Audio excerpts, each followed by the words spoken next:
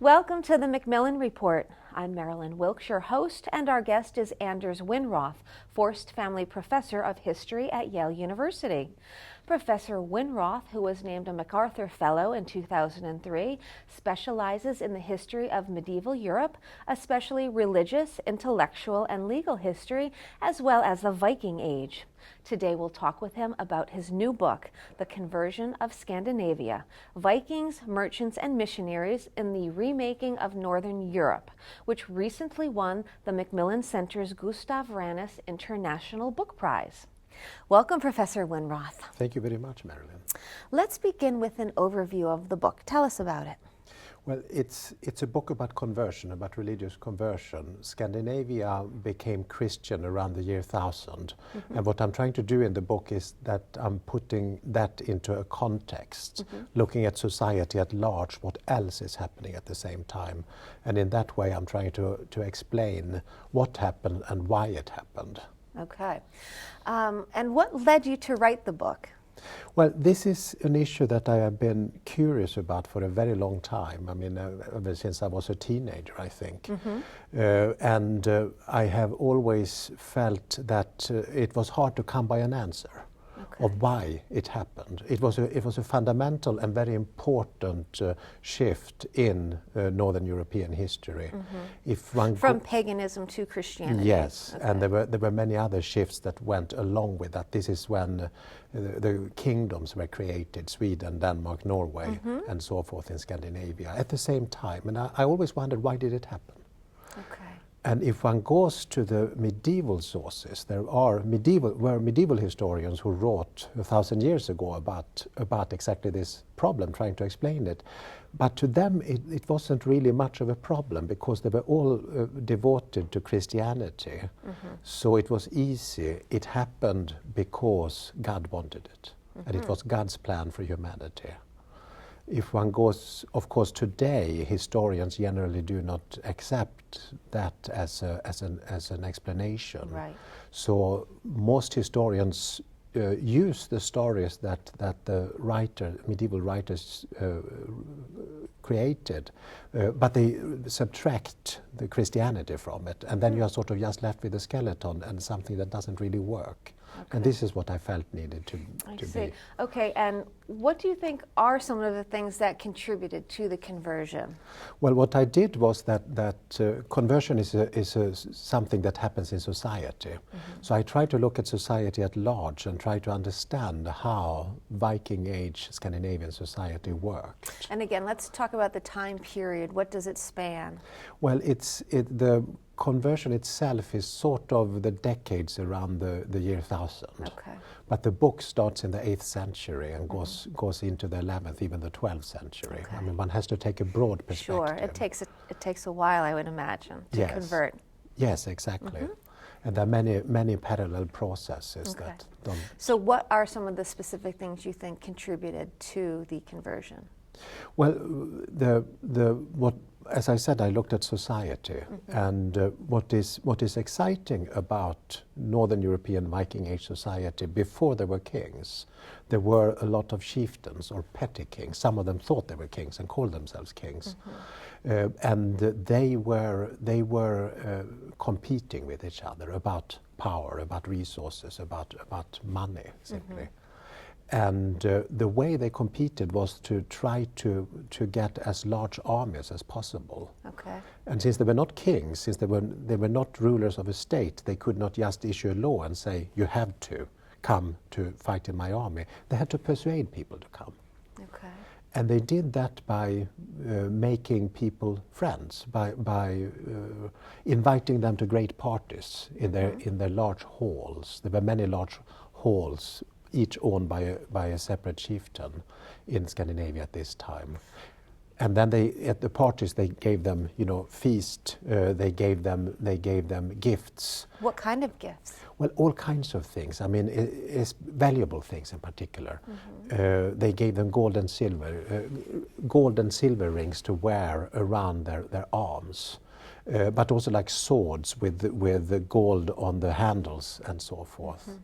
This is very well known that this was happening. I argue that they also used religion as one of these gifts. They could give them a sword, and then the person who got the warrior who got the sword was very happy about it and was likely to join the chieftain when he went out in war the next year. He could also give him religion. He could give him Christianity, which was very prestigious, just like gold. Why was it prestigious, though? Because the great rulers of Europe were Christian. And people knew that. The great monasteries and churches of Europe were very, very rich. I mean, that's why the Vikings went out to take those riches from those churches. So they associated Christianity with power, with wealth, with all kinds of things that were positive, and thus it got a positive lauding itself. Right, okay. Now let's talk about how you did your research. And is it different perhaps than, what's unique about the way you did your research? I'll put it that way.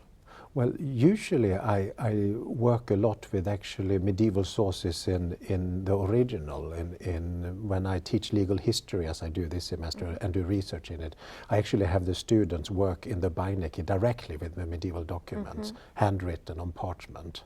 And what is the language? Those will be in Latin. Okay. But for the conversion project, there are very few written sources.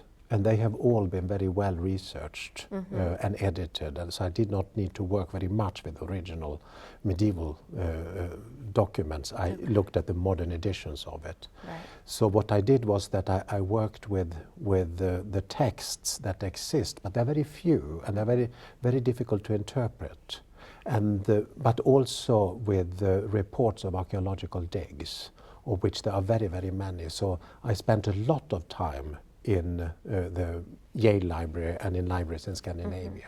Yale Library is really a wonderful place to do humanistic research, and we need to keep it that way, of course. Okay. What I'm curious about is during, those years where the conversion was taking place, were there churches being built in those three countries? Well, that ended up being those three countries? Yes. Okay. The first churches we know were built. We know there was built a church in the 830s in central Sweden. That might be one of the first Scandinavian churches, but I bet there was one in Denmark in the 820s, but nobody says. There's no evidence for that. Okay. And what about, you said there were no real leaders, that there were more chieftains and tribes. Were they warring constantly, or was there peace? Did they fight over their religious values, for instance?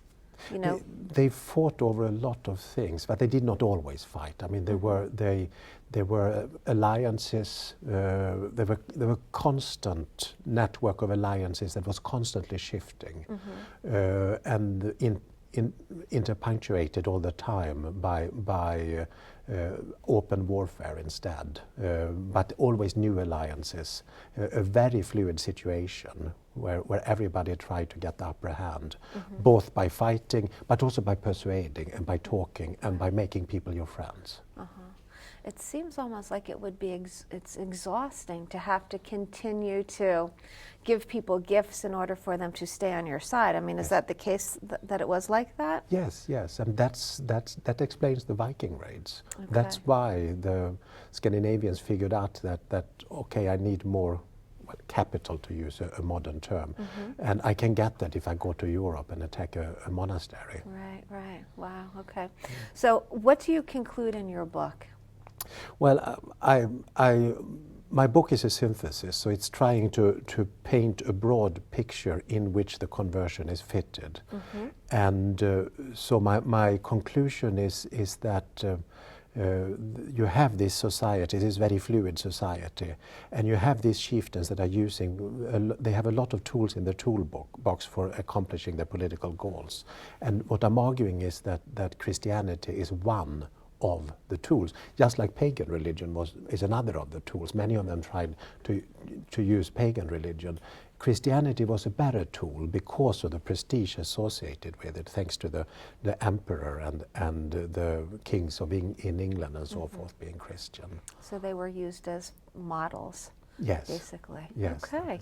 Well, thank you very much for being here with us today and sharing some of your work. The book is fascinating. Thank you very much. I'm very happy to be here. Okay.